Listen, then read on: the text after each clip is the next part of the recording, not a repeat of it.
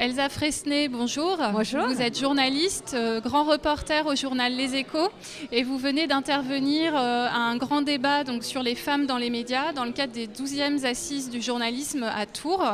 Alors je crois qu'au sein de la rédaction, vous venez de signer un accord historique sur l'égalité homme-femme.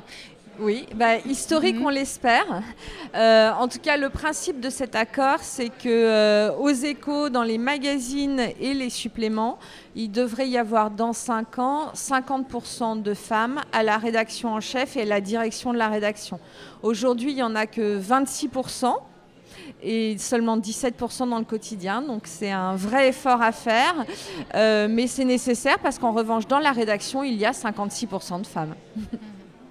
Alors je crois que ce résultat a été le fruit d'une longue mobilisation. Est-ce que vous pouvez nous raconter un petit peu comment vous avez obtenu cet accord ? Écoutez, tout ça démarre quand même il y a 6 ans. Quand toutes les femmes journalistes des Échos ont décidé de faire une grève des signatures, une journée. Elles ont fait leur papier, elles ont refusé de le signer. Et ce jour-là, dans le journal, il y avait un article sur 2 qui n'était pas signé. Donc à l'époque, on a négocié, on est reparti pour des négociations sur l'égalité professionnelle. On a conçu un accord qui prévoyait plein de choses sur les procédures de nomination, sur l'égalité salariale, etc. C'était, je crois, un bel accord. Et nous-mêmes, les négociatrices, on s'était interdit de parler d'objectifs chiffrés dans les postes de direction, en se disant que puisqu'on avait toutes la même expérience professionnelle, les mêmes diplômes de départ que les hommes de la rédaction, on devait pouvoir arriver à des postes de responsabilité sans des dispositions contraignantes. Et puis 5 ans plus tard, on s'est dit que c'était vraiment trop lent. Donc c'est pour ça qu'on est reparti pour des négociations pour avoir les objectifs dont je vous ai parlé précédemment. Alors je crois que vous avez encore d'autres combats à mener en interne. Quelle est la prochaine étape selon vous ? Il y a 2 jambes à l'égalité professionnelle. Il y a le plafond de verre qu'on espère pouvoir percer avec l'accord. Et puis il y a aussi l'égalité salariale. Et ça, on a déjà, il y a 5 ans, voté des dispositions pour faire du rattrapage salarial quand, à travail égal et compétences égales, il y avait une différence entre un homme et une femme.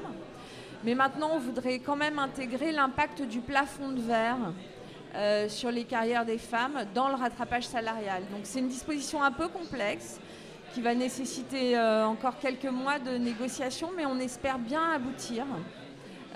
Voilà, et pour toutes celles qui voudraient se lancer dans cette aventure de l'égalité professionnelle, je voudrais dire qu'on peut obtenir des choses et que la société évolue à grands pas et que les rédactions ne peuvent pas rester isolées dans cette évolution de la société. Donc, y compris, il y a des consciences qui bougent à la direction des rédactions.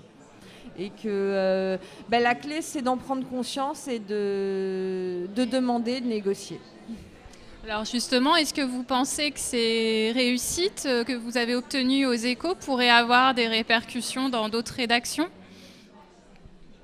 Je ne sais pas si c'est l'exemple des Échos ou la prise de conscience post-mouvement MeToo, mais il y a déjà des mouvements dans d'autres rédactions. Et j'espère que ça va se multiplier d'ailleurs, parce qu'il n'y a aucune raison que le journalisme reste à l'écart de l'évolution de la société. Théoriquement, il devrait être en prise avec la société. Donc voilà, j'espère bien. Il y a eu des mouvements l'an dernier au Parisien, qui est dans le même groupe que nous, à l'Obs, à Ouest France. Et donc j'espère bien que des accords similaires ou différents, mais qui concourent à l'égalité professionnelle, seront négociés. Merci beaucoup Elsa Fresnay pour ce partage d'expérience. Merci.